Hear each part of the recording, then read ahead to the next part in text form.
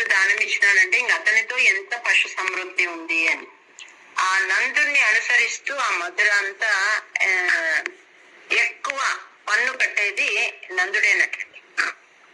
అట్లాంటి నందుడు ఒకసారి కంసుడికి కప్పం చెల్లించడానికని మధురా నగరానికి పోయినాడండి. అక్కడ వసుదేవుణ్ణి చూసినాడు అనమాట. తన పనంతా ముగించుకున్నాడు. వసుదేవుణ్ణి చూసి మాట్లాడుకుంటూ ఉన్నారు. ఒక చెట్టు కింద కూర్చొని ఇద్దరు మాట్లాడుకుంటూ ఉన్నారు.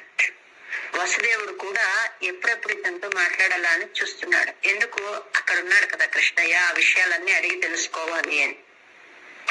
తదను నందమ మంద శుభాస్పదం నృపపురీం కరదాన కుతే గతం సమవలోక్య జగాద భవత్పిత విదిత కంస సహాయ జనోద్యమ.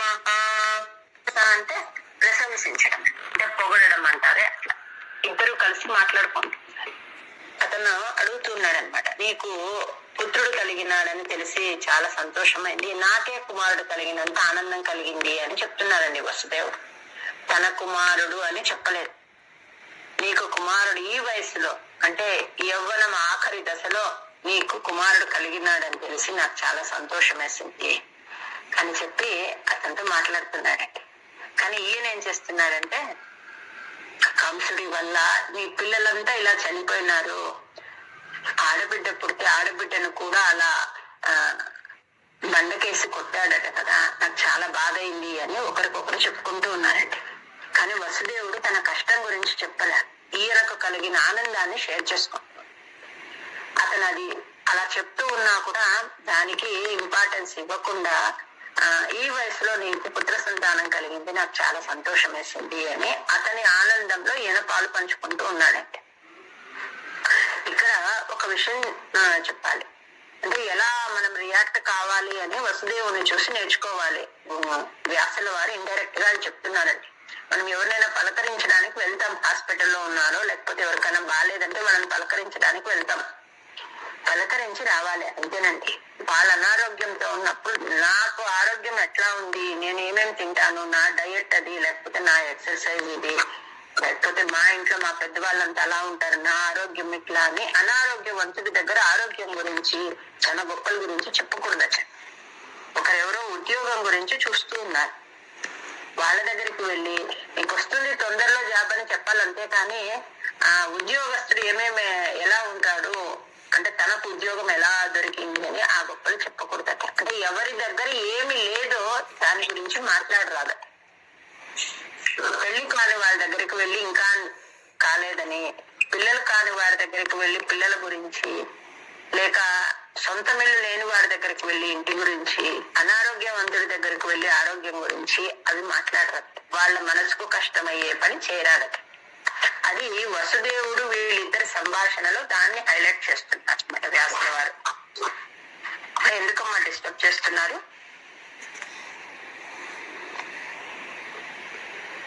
ఐ సఖే తవ బాలక జన్మ మాం సుఖయతే నిజాత్మజ జన్మవత్ ఇతి భవత్ పితృతామ్రజ నాయకే సమధిరోప్య శశంసతమాదరాత్. సుఖయతే ఎన్నో మంచి మనసుతో అభినందించినాడు అని చెప్తున్నారు. నిజాత్మజ జన్మవత్, నాకే పుత్రుడు కలిగినంత ఆనందం అనిపించింది ఈ విషయం విని అని అతనితో మాట్లాడారు. ఈ హచ చాలాసేపు తర్వాత చెప్తున్నాడండి వసుదేవుడు ఏమని, నాకెందుకు నువ్వు తొందరగా ఇంటికి వెళ్తే బాగుండు అనిపిస్తోంది అని అంటున్నాడు. ఎందుకు అంటే అనిమిత్త శతాన్ని, ఏవో దుర్నిమిత్తాలన్నీ నాకు కనిపిస్తూ ఉన్నాయి. సంతి అంటే కనిపిస్తూ ఉన్నాయి, దుర్నిమిత్తాలన్నీ కనిపిస్తున్నాయి. ఎక్కడెక్కడ? ఇక్కడ కనిపిస్తున్నాయి, మీ స్థానంలో అంటే మీ ఊర్లో కూడా నాకు అవన్నీ కనిపిస్తూ ఉన్నాయి. కాబట్టి నువ్వు తొందరగా వెళ్ళు, ఇంట్లో చిన్న బిడ్డడు ఉన్నాడు కదా అని చెప్తున్నాడు. అక్కడ బలరాముని గురించి కూడా అడిగాడండి. అక్కడున్న గోవుల గురించి, గోపాలుల గురించి అన్ని విచారించినాడు. ఆ రోహిణి ఈయన యొక్క భార్య, ఎవరు? వసుదేవుని భార్య. అక్కడ పెట్టాడు కంసుడు ఎవరిని? రోహిణీదేవి. ఆ రోహిణీదేవికి కలిగిన సంతానమే బలరాముడు. నువ్వు తొందరగా వెళ్ళు, నాకెందుకో ఏదైనా అపాయం సంభవిస్తుందేమో, ఏవో దుర్నిమిత్తాలన్నీ కనిపిస్తూ ఉన్నాయంటే వసుదేవుడి పైన చాలా గురి అండి. అంటే ఎందుకు అంటే సజీవుడు అనమాట. అంటే అంత తపస్వి కాబట్టి ఆయన చెప్పినాడు అనేటప్పటికీ ఈయన గబుక్కని లేచినాడని లేచేసి చిన్నారి కృష్ణునికి ఏదైనా ఆపద సంభవిస్తుందేమో అనే డౌట్ వచ్చి గబగబా బయలుదేరినాడు అనమాట. ఎక్కడికి? ఆయయో అంటే గోకులానికి ప్రయాణమైనాడు. లఘు అంటే వెంటనే అని, అంటే త్వరగా అని. ధృతం అంటే వెంటనే. ఆ వ్రజనాయకుడు అంటే నందుడు అనమాట అక్కడికి బయలుదేరినాడు. నీకు కృష్ణయ్యకు కీడు సంభవిస్తుందేమో అనే భయంతో వెంటనే అక్కడి నుంచి బయలుదేరినాడు. ఇంకొకసారి ఇహచ సంఖ్య నిమిత్త శతానితే కటకసీం నితతో లఘు గమ్యతాం ఇతి చ తద్వచసా వ్రజనాయకో భవదపాయ భియాదృతమాయయో. ఆ యువతి మెల్లగా ఆ గోకులంకి ప్రవేశించింది. ఎవరు ఆమె అంటే పూతన. అంటే ఆ పూతన పక్షి రూపంలో తిరిగేదట. అంటే ఎక్కడెక్కడ చిన్నపిల్లల వాళ్ళు మాట్లాడుకున్నారు కదా, ఒక మీటింగ్ పెట్టుకుని చిన్నపిల్లలందరినీ చంపాలి అని అనుకున్నారు. ఆ మీటింగ్ కి ఈమె ఆధ్వర్యంలో అదంతా జరుగుతుందన్నమాట. ఈమె ఒక పక్షి రూపంలో ఊర్లో అంతా తిరిగేదటండి. ఎక్కడెక్కడ చిన్నపిల్లలు ఉన్నారో వాళ్ళందరినీ వధించేదట. కామరూపిణి అన్నమాట. అంటే ఆమె ఏ రూపము అనుకుంటే ఆ రూపాన్ని ధరించగలదు.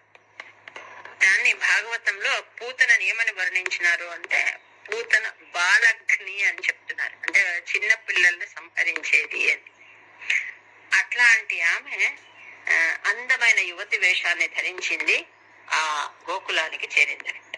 అవసరే ఖలు తత్ర చ కాచన ప్రజపదే మధురాకృతి రంకన తరల షట్పద లాలిత కుంతల కపట పోత కతే నికటంగత. అంటే ఒకనొక స్త్రీమూర్తి ఏం చేస్తూ వచ్చిందట ఆమె అంటే తుమ్మెదలను లాలిస్తూ వచ్చిందట.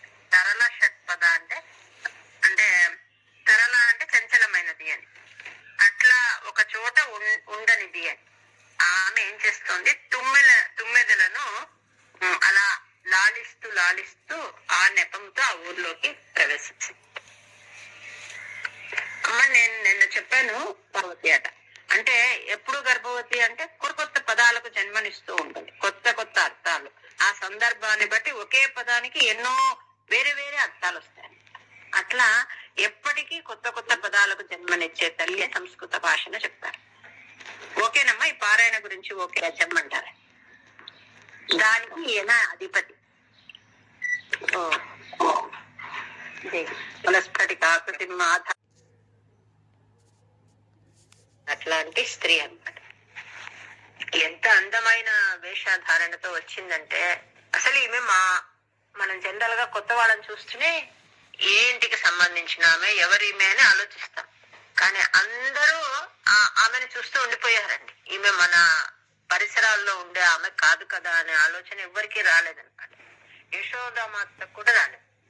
అందరు అలాగా ఆమెను చూస్తూ ఉండిపోయారు. ఎవరిమే, ఎక్కడి నుంచి వచ్చింది అని కూడా ఆలోచించలేదు.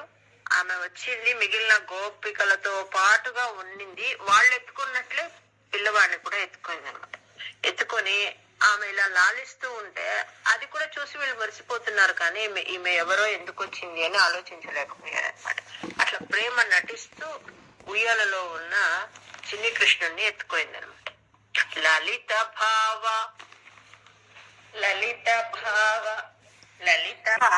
హావభావాలు చూసి అందరూ మరులయ్యారండి. అంటే వాళ్ళంతా ఆమె వైపే చూస్తూ ఉన్నారు కుతూహలంతో, అట్రాక్షన్ తో. ఆమెను ఆపలేకపోయారనమాట. ఈమె ఏం చేసింది? వచ్చి పిల్లవాడిని ఎత్తుకొని పాలు ఇవ్వడానికి అక్కడ కూర్చోయింది అనమాట. నిషేదుషి అంటే కూర్చోవడము, ప్రదదుషి అంటే ప్రారంభించడం.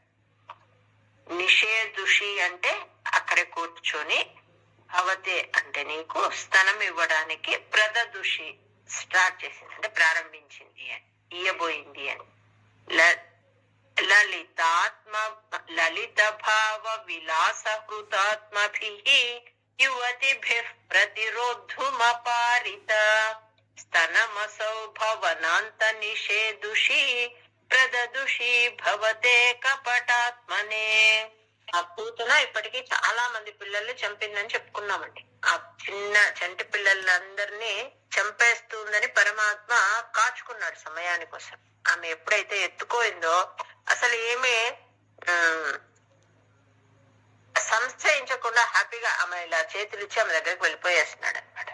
వెళ్ళిపోయినాడు. విషపూరితమైన ఆమె స్తన్యాన్ని ఎలా సేవించినాడట, మామిడి పండులోని రసాన్ని ఎలా పీల్చేస్తారో అలా ఆమె కృష్ణయ్యను చంపాలి స్తన్యపానం చేయించి అని వచ్చింది. కానీ ఇతను ఏం చేస్తున్నాడంటే మామిడి పండులోని జ్యూసు లాగా ఆమెలో ఉన్న ప్రాణశక్తిని అంతా కూడా స్తన్యపానం రూపంలో తీసేసుకుంటూ ఉన్నాడనమాట.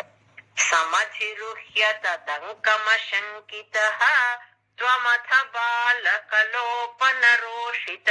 బాలకలోపన అంటే చాలా మంది పిల్లలను చంపి ఉందని, మహత్రోషిత కోపం ఉందనమాట, దీని పని పట్టాలి అని. సమధిరుహ్య తదంకమ శంకిత త్వమథ బాలకలోపన రోషిత మహదివామ్రఫలం కుచమండలం ప్రతిచుచూషిత దుర్విషదూషితం. ఎప్పుడైతే ఆమె దగ్గర పాలు తాగుతున్నాడో, ఎలా తాగాడు అంటే ఆమె శక్తిని పీల్చేస్తున్నాడట. వదులు వదులు వదులుమని చెప్తోంది పూతన, కానీ వదలలేదేన. గట్టిగా కేక పెట్టింది అనమాట. గట్టిగా కేక పెట్టింది. వదిలించుకోవాలని ఎంత ప్రయత్నం చేసినా వదలకుండా అలాగే తాగుతూ ఉన్నాడు అనమాట. ఆమెలో ఉండే శక్తిని అంతటినీ కూడా పీల్చేసినాడు అనమాట. ప్రాణాలనంతా హరించి వేసినాడు. పెద్దగా శబ్దం చేస్తూ తన ప్రయత్నం అంతా చేసి విడిపించుకోవడానికి కుదరకుండా అలాగే ప్రాణాన్ని వదిలేసింది. ప్రాణాలు వదిలేసేటప్పటికీ ఆమె కామరూపిణి కదా, అందమైన స్త్రీ రూపంలో వచ్చింది. కానీ ప్రాణాలు వదిలేటప్పటికి భయంకరమైన రాక్షసి లాగా అలా పడిపోయిందండి.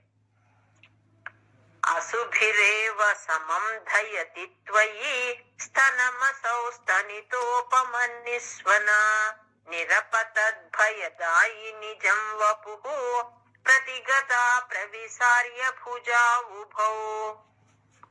ఎంత వదిలించుకోవాలని చాలా ప్రయత్నం చేసింది, వదలలేదండి. ఇంకా కాళ్ళు చేతులు కొట్టుకుంటోంది, శరీరం అంతా చెమట వచ్చింది. ఏమి చేసినా అంత చిన్ని రోజుల పిల్లవాడు.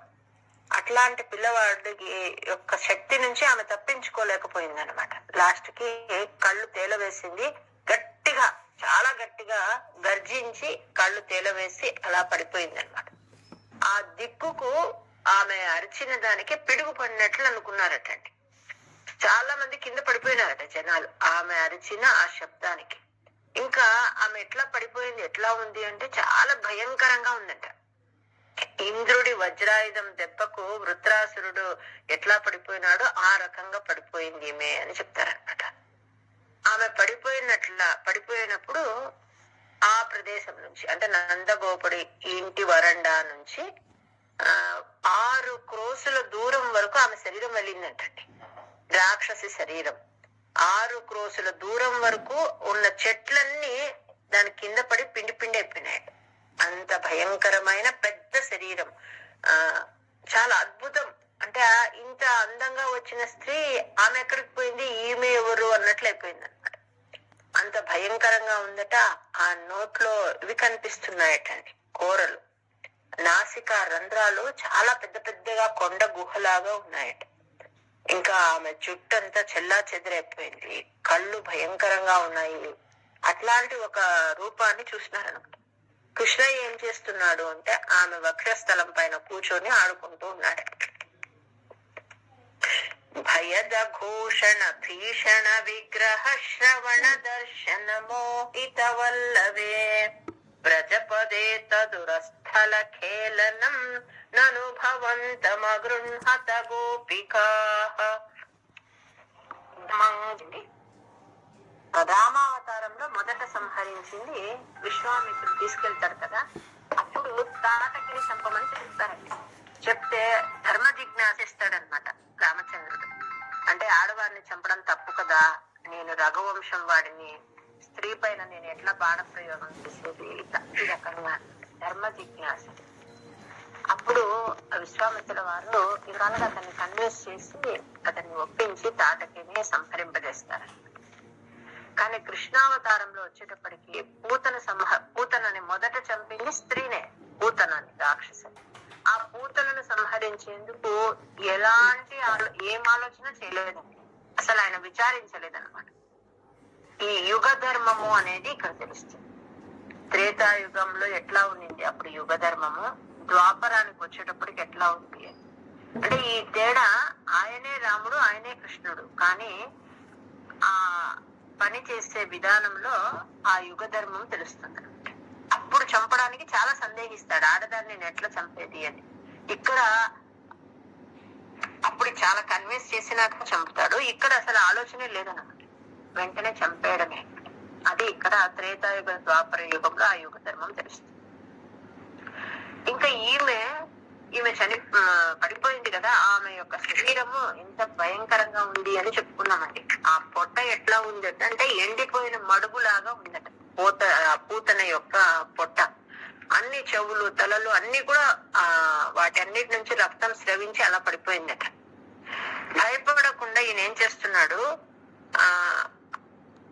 ఆ భీషణ విగ్రహ భయంకరమైన ఆ పూతన రాక్షస స్వరూపం పైన కూర్చున్నాడు అలా.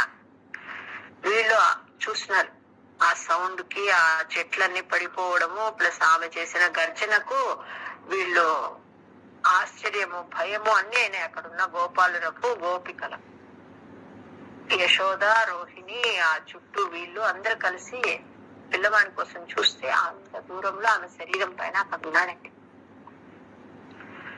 వచ్చి ఆ పిల్లవాడిని చేతిలోకి తీసుకున్నారు. తీసుకున్న వెంటనే ఫస్ట్ దిష్టి తీసి రక్ష పెట్టారట, ఆవు పంచితంతో స్నానం చేయించినారు. తర్వాత ఆ చిన్ని కృష్ణుడి శరీరం పైన గోధూళిని అద్దినారట.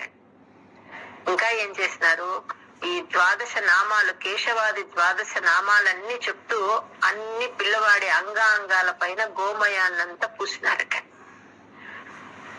ఆ గోపవనితలు ఆచమనం చేసినారట.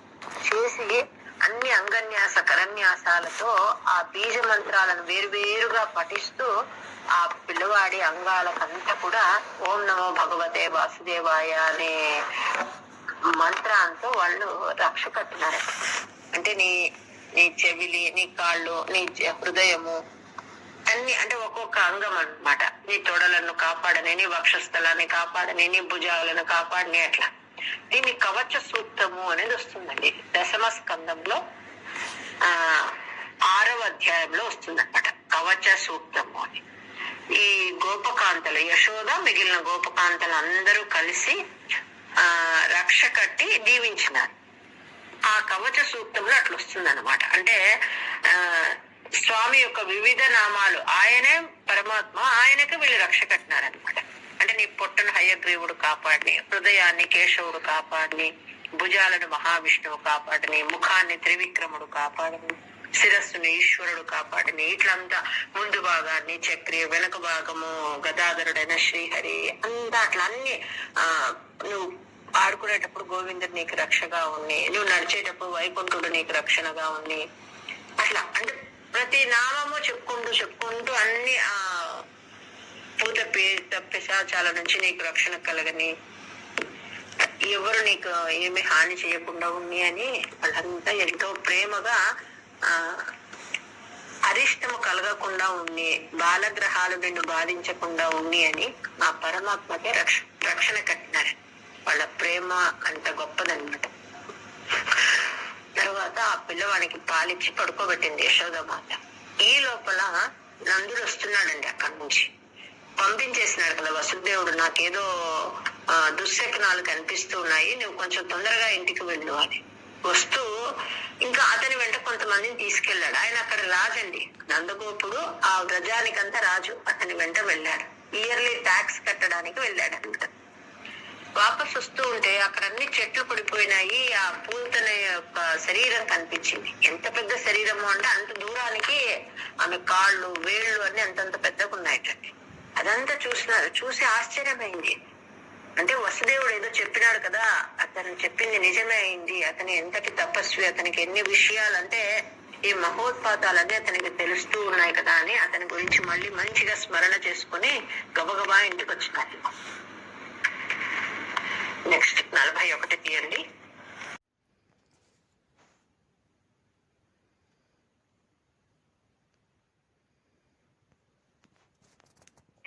అన్ని కూలిపోయిన చెట్లను చూసి భయపడినాడు అనమాట. ఎవరు? నందగోపుడు. కంచిత్ పదార్థం అంటే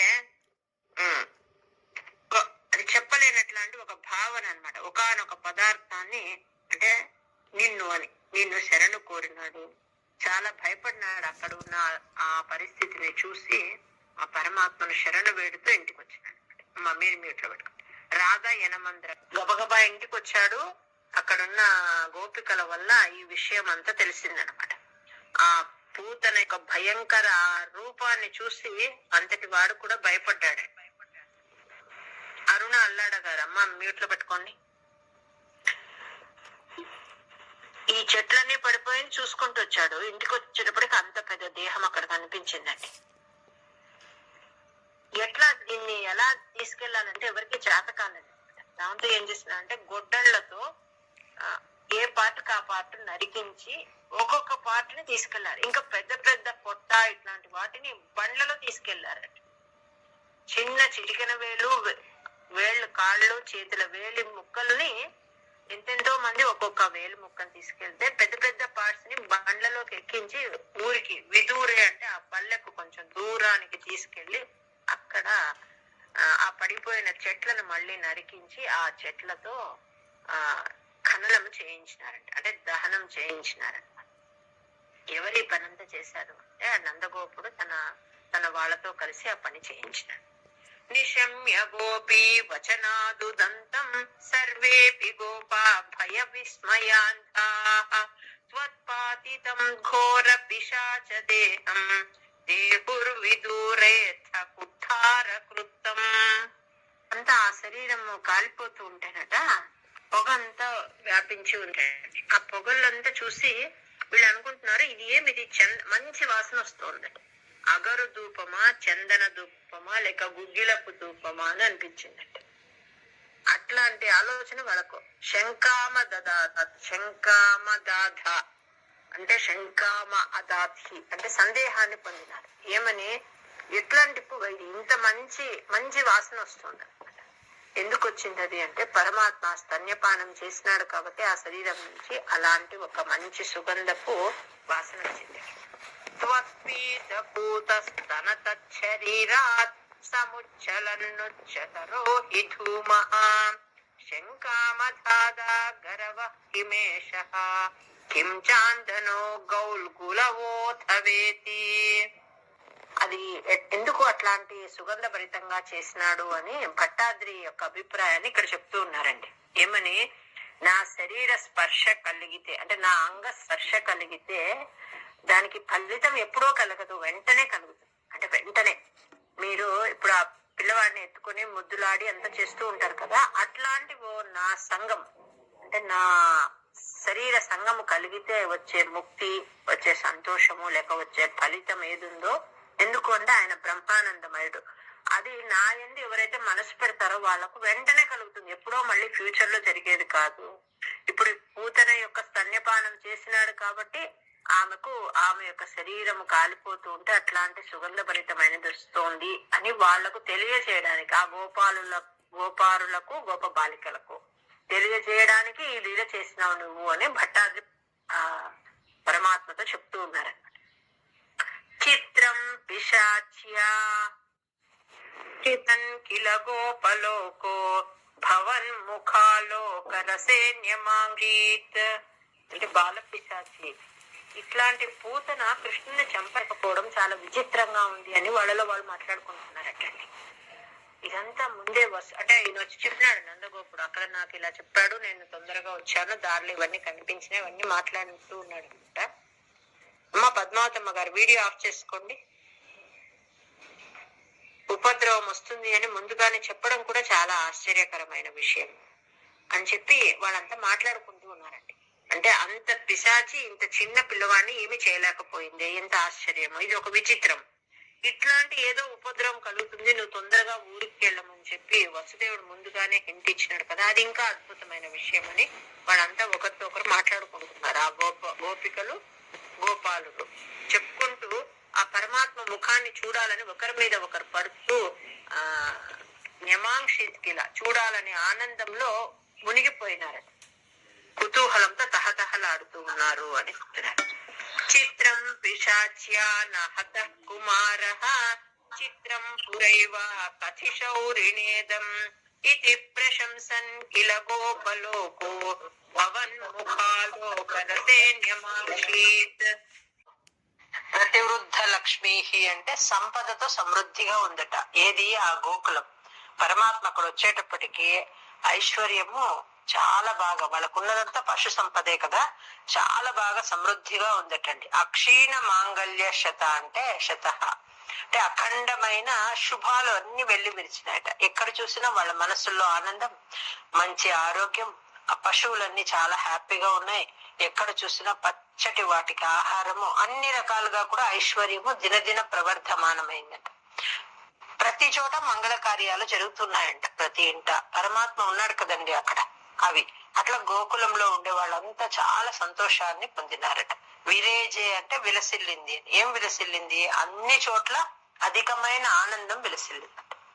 దినే దినేథ ప్రతివృద్ధ లక్ష్మీ అక్షీణ మాంగళ్య శతో వ్రజోయం భవన్ నివాసా దైవాసుదేవ ప్రమోద సాంద్ర పరితో విరేజే. వాళ్ళట గృహేషు అంటే గోకులంలో ఉండే ఆ గోపకాంతలంతా వాళ్ళ ఇంట్లో పని చేసుకుంటూ ఉన్నారు. ఏం పని చేసుకుంటూ ఉంటారు?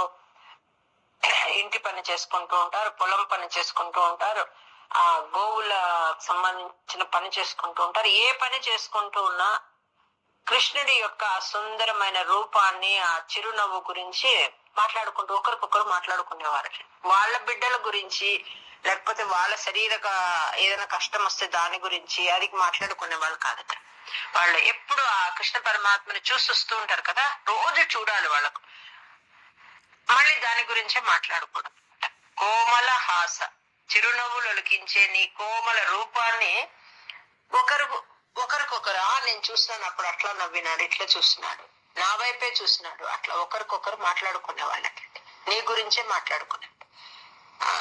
కమన్య అంటే అందమైన ఆ గోపికలు తమ రోజువారి పనులను గబగబా ముగించుకొని నిన్ను చూడాలని ముచ్చటతో తొందరగా నీ దగ్గరకు వచ్చేవాళ్ళట. వాళ్ళ ఇంటి పని గబగబా ముగించుకొని భవత్ నిరీక్ష సమాగత, నిన్ను చూడాలని ముచ్చటతో నీ దగ్గరికి వచ్చేసేవాళ్ళు. అట్లా ఆనందపడుతూ ఉండేవాళ్ళు వాళ్ళు అని. అతి ఆనందం, అతి అనంతం అంటే నిన్ను చూడాలని వాళ్ళ పనులు ముగించుకొని గబగబా రావడంలో ఆనందాన్ని పొందేవాళ్ళు వాళ్ళు.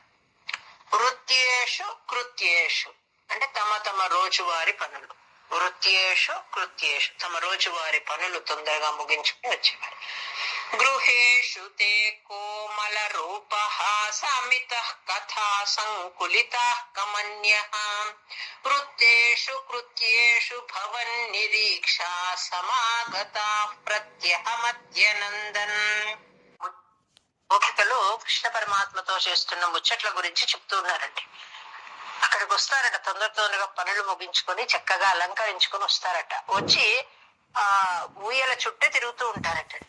నా వైపే చూస్తున్నాడు, నా వైపే చూస్తున్నాడు, నన్ను చూసి నవ్వినాడని ఒకరంటే కాదు, నా వైపే చూస్తున్నాడని మాట్లాడుకుంటూ ఉండేవారట. నేను ఎత్తుకుంటాను రమ్మని చేతులు చాచేవారట. రకరకాల ముద్దు ముచ్చట్లు చేస్తుండటండి.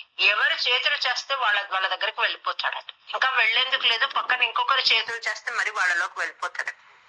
అట్లా ఒక బాల్ కదా, ఒక చే నుంచి మారినట్లుగా ఇంకా ఎత్తుకుంటారు. వాళ్ళకు తృప్తి తీరక ముందే ఇంకొక చేతుల్లోకి వెళ్ళిపోతారటండి. అట్లా అందరూ అనురాగము ఆయన పైన అంత చూపేవాళ్ళట ఆ గోపకాంతలంతా. దానికి ఇంకా ఏమి చెయ్యలేదు అని చెప్పుకోవాలి అని అంటున్నారు. అంటే హద్దులేనంత అపరిమితమైన అభిమానము ఆ కృష్ణ పరమాత్మ పట్ల వాళ్ళంతా చూపించినారు. అహో కుమారో మయి దత్త దృష్టి స్మితం స్మితం కృతం మాం ప్రతివత్సకేన ఏహేహి మామిత్యుపసార్య పాణీం త్వయీష కింకిన్న కృతం వధూభిః. అంటే మయి అంటే నాయందు, దత్త దృష్టి అంటే నా పైన నన్ను చూస్తున్నాడు. మాం ప్రతి స్మితం కృతం, మాం ప్రతి అంటే నన్ను చూసి, స్మితం కృతం నవ్వుతూ ఉన్నాడు. ఈ రకంగా మాట్లాడుకోవాలి. నెక్స్ట్ 9వది. తామ్ర దగ్గర చిన్నగా పెన్సిల్ తో ఒక చిన్న నిలువు గీత పెట్టుకోండి. వ్యాలంబి లోలంబ దగ్గర ఒకటి పెట్టుకోండి. అక్కడ ఒక లెటర్ మిస్ అయ్యే అవకాశం ఉంటుంది చెప్పేటప్పుడు. కాబట్టి ఫస్ట్ ఇనిషియల్ స్టేజెస్ లో అక్కడికి ఆపుకొని చెప్పండి, తర్వాత కలపండి. నీ ఒకరి నుంచి ఇంకొకరికి ఇలా పాసాన్ అవుతూ ఉన్నాడు అని చెప్పుకున్నాం కదా. ఎట్లా ఉందట అంటే ఆ పిల్లవాడిని ఎత్తుకొని ఆ శృతి మెత్తని శరీరాన్ని స్పృశించాలి అని చెప్పి ప్రతి గోపిక ఇష్టపడేదట. ఇలా తీసుకునేవారట. వెంటనే ఇంకొకరు పిలుస్తూనే మరి వారి దగ్గరికి వెళ్ళిపోతాడట. ఇంకా కాసేపు ఎత్తుకోవాలి అనుకుంటే ఈ లోపల మరి ఇంకొకరి చేతులు మారింటాడా. ఎట్లా ఉంది అతను ఆ మారే విధానము అంటే, ఎర్రని తామర పువ్వుల మధ్య ఒక తుమ్మెద తిరుగాడుతూ ఉంటే ఆ పువ్వు నుంచి ఈ పువ్వుకి, ఈ పువ్వు నుంచి ఆ పువ్వుకు అలా ఉందట.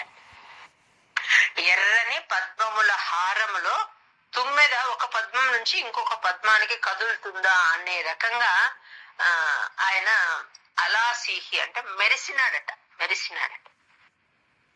ఇక్కడ సరోజమాల అంటే పద్మముల హారము, లోలంబ వ్యాలంబి అంటే తుమ్మెద ఒక పద్మము నుంచి ఇంకొక పద్మానికి కదులుతుందా తులాం అన్నట్లుగా విలాసి అలాసీహి మెరిసినాడు. భవద్వ పుష్పర్శన కౌతుకేన కరాత్కరం గోపవధూజనేన నీతస్త్వమాతామ్ర సరోజమాలా వ్యాలంబిలోలంబ తులామలాసి. రెండో లైన్ గ్యాప్ లేకుండా చెప్పడానికి ప్రయత్నం చేయండి. స్తనం నిపాయంతి, యశోదని ఆ పిల్లవాడికి పాలిస్తూ తన ఒడిలో ఉన్న ఆ చిరునవ్వుతో కూడిన ఆ కృష్ణస్వామి యొక్క ముఖాన్ని విలోకయంతి పదే పదే చూస్తూ చాలా ఆనందాన్ని పొందేదటండి. కథమాన్న భేజే అంటే ఇది అని చెప్పడానికి వీలు కానంత ఆనందము, ఆశ్చర్యము, తన్మయత్వం ఇవన్నీ అట్లాంటి ఒక దశను పొందేదట.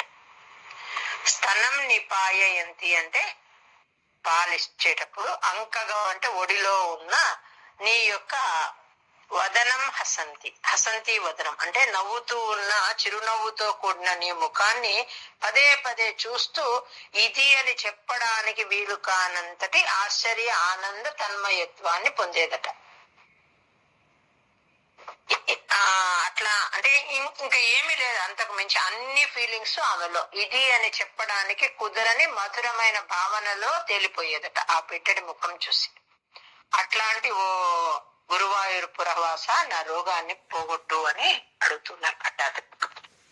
నిపాయంతి స్తనమంకగంత్వాం విలోకయంతి వదనం హసంతి దశాం యశోదా కథమాన్న భేజే సతాదృశ పాహి హరే గదాన్మాం.